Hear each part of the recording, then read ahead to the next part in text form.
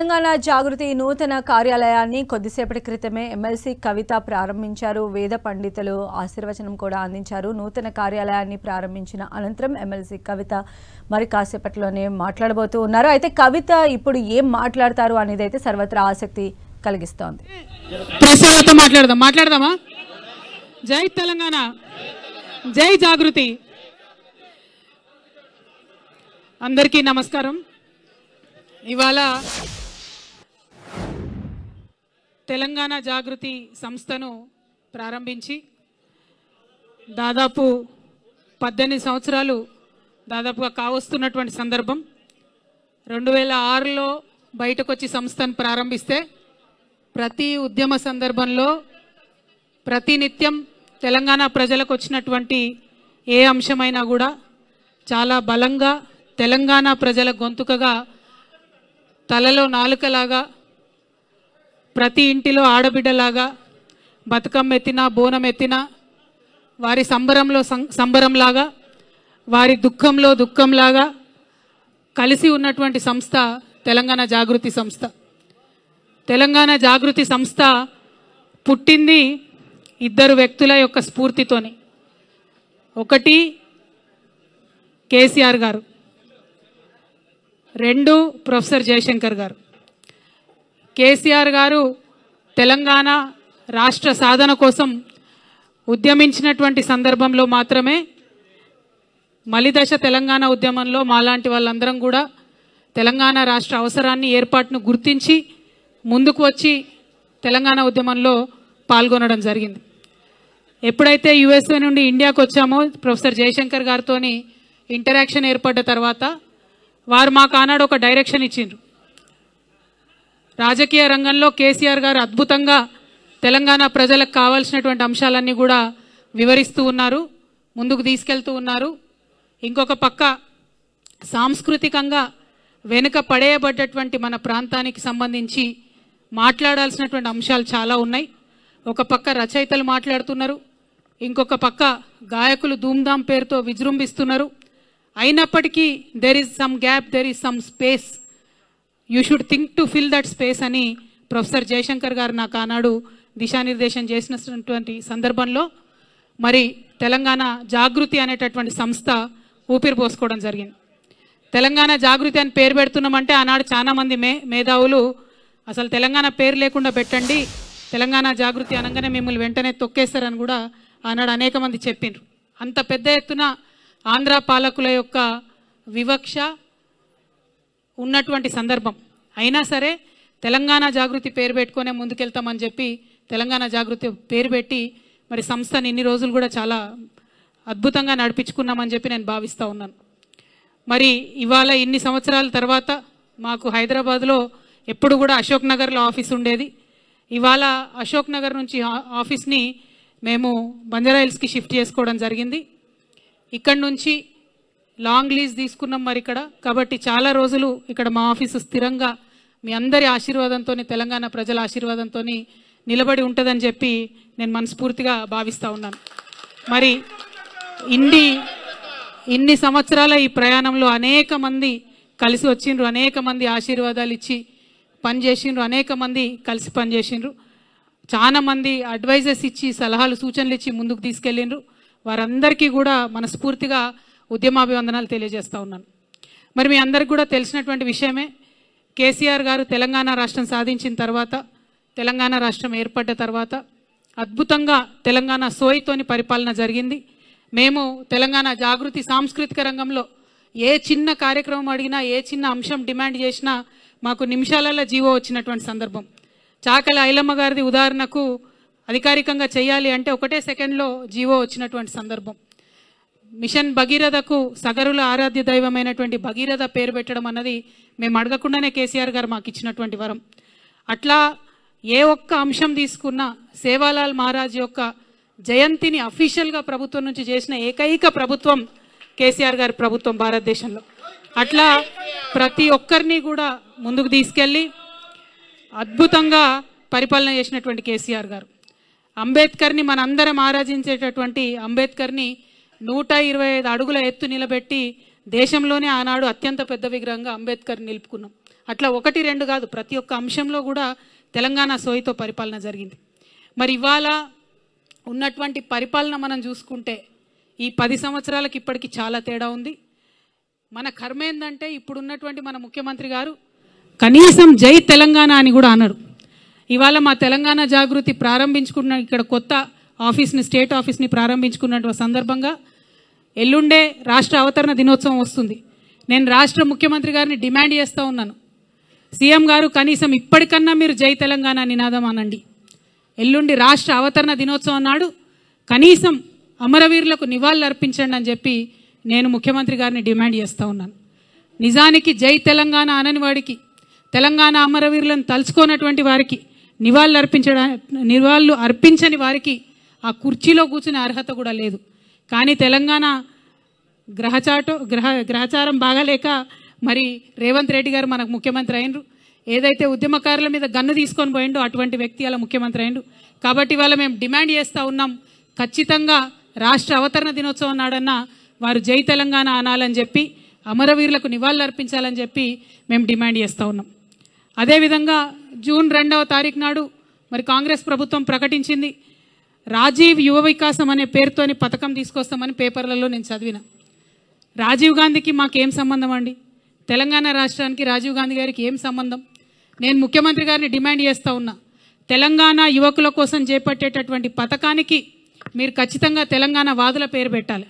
తెలంగాణ రాష్ట్రం ఏర్పడడం కోసం ప్రాణత్యాగం చేసినటువంటి శ్రీకాంతాచారి పేరు పెట్టండి, యాదిరెడ్డి పేరు పెట్టండి, లేకపోతే మహానుభావుడు కాళోజీ పేరు పెట్టండి, కొండా లక్ష్మణ్ బాపూజీ గారి పేరు పెట్టండి, దొడ్డి కొమరయ్య పేరు పెట్టండి, లేదంటే పివి నరసింహారావు గారు మీ కాంగ్రెస్ పార్టీ నుంచే దేశ ప్రధానిగా ఉన్నటువంటి పివి గారి పేరన్న పెట్టి ఆ కార్యక్రమాన్ని ప్రారంభించాలని మేము డిమాండ్ చేస్తూ ఉన్నాం. తెలంగాణ యువ వికాసం అనే పేరుతోని కార్యక్రమం ఉండాలి, కానీ రాజీవ్ యువ వికాసం అనే పేరుతోని కార్యక్రమం ఉండకూడదని, అది కూడా మీరు అవతరణ దినోత్సవం నాడు ప్రారంభిస్తున్నారు కాబట్టి మేము ఈ డిమాండ్ చేస్తూ ఉన్నాం. అదేవిధంగా తెలంగాణ రాష్ట్ర ఏర్పాటులో ఏమాత్రం భాగస్వామ్యం లేనటువంటి అనేక అంశాలను ముఖ్యమంత్రి గారు ప్రతిపాదిస్తున్నారు, కానీ తెలంగాణ రాష్ట్రం యొక్క నీళ్లు తరలించుకొని పోతూ ఉంటే మాట్లాడలేనటువంటి పరిస్థితి ముఖ్యమంత్రిది ఉన్నది. ఎందుకోసం అంటే అక్కడ చంద్రబాబు నాయుడు గారు నదుల అనుసంధానం పేరుతోని బనకచెర్ల రిజర్వాయర్ కడతా ఉన్నాం, మేము పెద్ద బ్యారేజ్ కట్టుకుంటాం, 200 TMC నీళ్లు తీసుకుపోతామంటే కూడా ముఖ్యమంత్రి గారు ఏమీ కూడా అనలేనటువంటి పరిస్థితి ఉన్నది. ఎందుకోసం ఇంత వీక్నెస్ ఉన్నది మీకు? ఎందుకు ఇంత అసక్తత ఉన్నది? ఎందుకు తెలంగాణ ప్రజల కోసం మీరు పనిచేస్తలేరు? పక్క రాష్ట్రం ప్రయోజనాల కోసం మీరు ఎందుకు పనిచేస్తూ ఉన్నారు? ఆనాడు కేసీఆర్ గారు ముఖ్యమంత్రిగా ఉన్నప్పుడు రివర్ లింకింగ్ ప్రాజెక్ట్ ఏదైతే కేంద్ర ప్రభుత్వం ప్రతిపాదించిందో దాన్ని ఖచ్చితంగా తుపాకులగూడెం బ్యారేజ్ దగ్గర నుండి ప్రారంభించాలని కేసీఆర్ గారు ప్రతిపాదించారు. కానీ ఆనాడు కేంద్రం ఒప్పుకోలే, మేము ఇచ్చంపల్లి దగ్గర పెడతాం రివర్ లింకేజ్ అని చెప్పడం జరిగింది. మరి ఇవాళ ఏ మీటింగ్ కాలేదు, ఏ అపెక్స్ కౌన్సిల్ కలవలేదు, కేంద్ర ప్రభుత్వం రాష్ట్ర ప్రభుత్వంతో చర్చలు జరపలేదు. కేవలం చంద్రబాబు నాయుడు గారి డైరెక్షన్లో ఈ రివర్ లింకేజ్ ప్రాజెక్టు పాయింట్ పోలవరంకు తీసుకొని వెళ్ళడం జరిగింది. పోలవరం నుండి 200 TMC గోదావరి నీళ్లను మొత్తం కూడా తీసుకెళ్ళిపోతున్నారు. ఇవాళ గోదావరి కావేరీ లింక్ పేరు మీద చెన్నైకి నీళ్ళు ఇవ్వాలని చెప్పేటటువంటి వంక పేరు మీద గోదావరి నది నీళ్లు పర్మనెంట్గా తెలంగాణకు దూరం కాబోతూ ఉన్నాయి. మరి అయినా కూడా ముఖ్యమంత్రి గారు మాట్లాడతలేరు. ఇది చాలా దారుణం. ఎల్లుండి జూన్ 2న తెలంగాణ రాష్ట్ర అవతరణ దినోత్సవం నాడు ముఖ్యమంత్రి గారు ఒక స్పష్టమైన ప్రకటన దీని మీద చేయాలి. అపెక్స్ కమిటీ మీటింగ్ ఇమీడియట్గా పిలవాలని చెప్పి డిమాండ్ చేయాలి. మనకేదైతే 200 TMC నీళ్ళు నష్టపోతామో మన నీళ్ళ మీద మనకు వాటా కావాలని చెప్పి ముఖ్యమంత్రి గారు డిమాండ్ చేయాలని నేను కోరుతా ఉన్నాను. కేసీఆర్ గారు కాళేశ్వరం ప్రాజెక్ట్ ఎందుకోసం కట్టిండ్రు? ఈ 200 TMCల హక్కు మనకు తెలంగాణకు ఉండాలని చెప్పి వారు కట్టిండ్రు. మరి ఇవాళ కేసీఆర్ గారు కాళేశ్వరం కట్టి 4 సంవత్సరాలుగా ప్రతి సంవత్సరం 20 లక్షల ఎకరాలకు నీళ్ళు ఇస్తుంటే మీరు చూసి ఓర్వలేక ఇవాళ కేసీఆర్ గారికి నోటీస్ ఇచ్చిరా? 1 కోటి ఎకరాల మాగాణం తెలంగాణ వేసినందుకు కేసీఆర్ గారికి ఇలా మీరు నోటీసులు ఇచ్చిండ్రా? రైతులకు రైతు బీమా పేరుతోనే ఆదుకున్నందుకు మీరు నోటీసులు ఇచ్చిండ్రా? రైతు బంధు పేరుతో ఆదుకున్నందుకు మీరు నోటీస్ ఇచ్చిండ్రా? కేసీఆర్ కిట్ ఇచ్చినందుకు నోటీస్ ఇచ్చిండ్రా? తెలంగాణ ప్రజలకు మేలు చేసినందుకు నోటీస్ ఇచ్చిరా? ఎందుకోసం నోటీస్ ఇచ్చిండ్రు? అది అసలు కాళేశ్వరం కమిషనా, కాంగ్రెస్ కమిషనా అని ముఖ్యమంత్రి గారు నేను ప్రశ్నిస్తూ ఉన్నాను. ప్రతి తెలంగాణ బిడ్డ కూడా బాధపడతా ఉన్నారు. తెలంగాణ జాతిపిత అయినటువంటి కేసీఆర్ గారి మీద మీరు ఇవాళ నోటీసులు ఇవ్వడం అంటే యావత్తు తెలంగాణకు నోటీసులు ఇచ్చినట్టే నేను భావిస్తూ ఉన్నాను.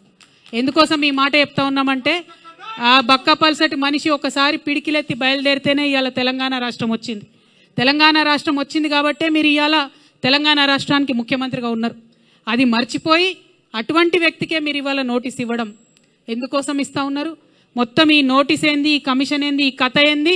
తెలంగాణ జాగృతి సైనికులంతా కూడా యావత్ రాష్ట్రానికి జూన్ 4వ తారీఖు నాడు ఒక మహాధర్నా చేస్తాం. మేము ఆ ధర్నాలు అన్నీ కూడా వివరిస్తాం. మీ కుట్ర ఏంది, కాళేశ్వరం ఏంది, ఇవన్నీ కూడా వివరిస్తాం. జూన్ 4వ తారీఖు నాడు ఒక మహాధర్నా చేపట్టబోతా ఉన్నాం ఇందిరా పార్క్ దగ్గర తెలంగాణ జాగృతి తరఫున.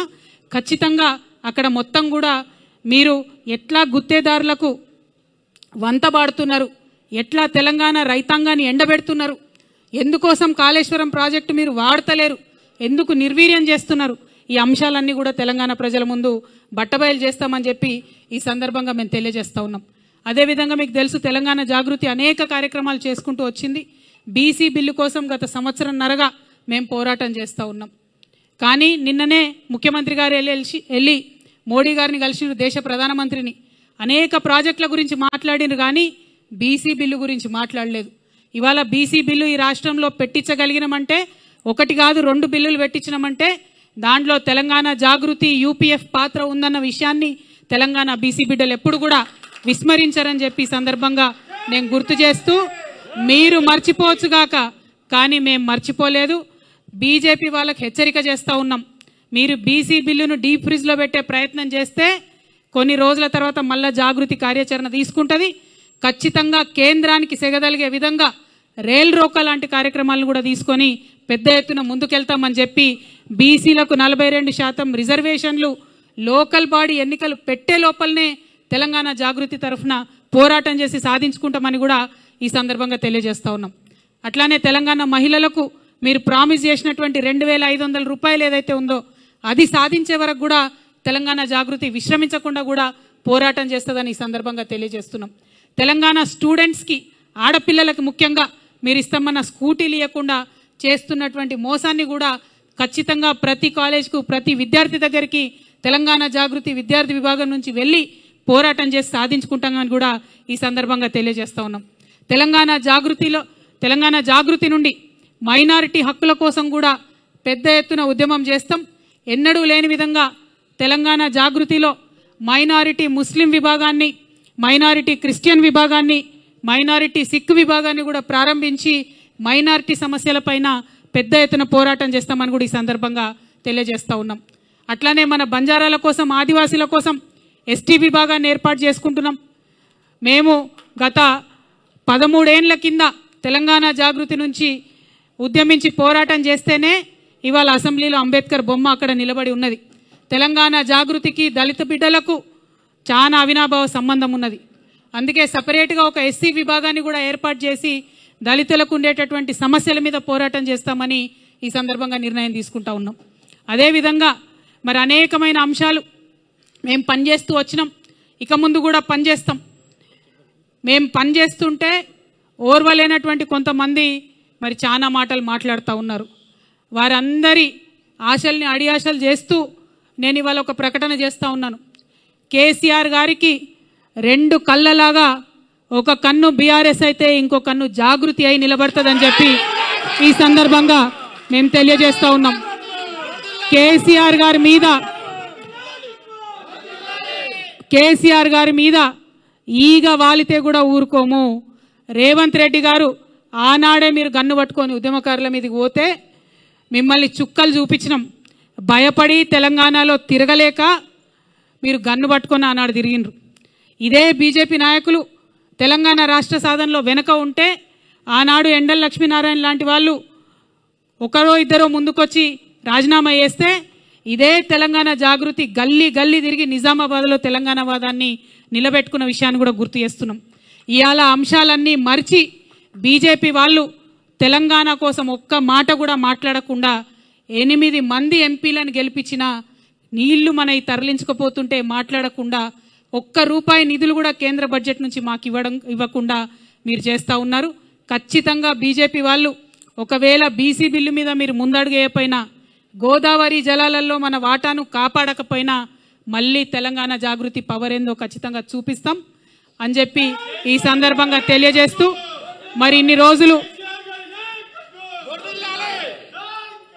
అనేకమైన అంశాల మీద పోరాటం చేసినటువంటి జాగృతి సంస్థ ఇంకా పెద్ద ఎత్తున విస్తరించుకొని తెలంగాణ ప్రజల దీవెనలతోని ముందుకు వెళ్తామని ఈ సందర్భంగా తెలియజేస్తూ, మరి మేము కొత్త ఆఫీస్ ఇక్కడ ఏర్పాటు చేసుకున్న సందర్భంగా తెలంగాణ తల్లులందరి దీవెన కూడా మాకు ఉండాలని చెప్పి, తెలంగాణ అన్నదమ్ములందరి యొక్క సహాయ సహకారాలు కూడా మాకు ఉండాలని చెప్పి మనస్ఫూర్తిగా నేను కోరుకుంటూ, ఇంత పెద్ద ఎత్తున ఇక్కడికి వచ్చి మా ఆఫీస్ని సందర్శించి మాకు చేయూతనిచ్చినటువంటి మీడియా మిత్రులందరికీ కూడా మనస్ఫూర్తిగా నేను ధన్యవాదాలు తెలియజేస్తూ, మరి మా మహాధర్నా యొక్క పోస్టర్ని కూడా ఇప్పుడు రిలీజ్ చేసుకుంటామని ఈ సందర్భంగా తెలియజేస్తున్నాను.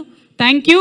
జై తెలంగాణ, జై జాగృతి, జై కేసీఆర్, జై తెలంగాణ.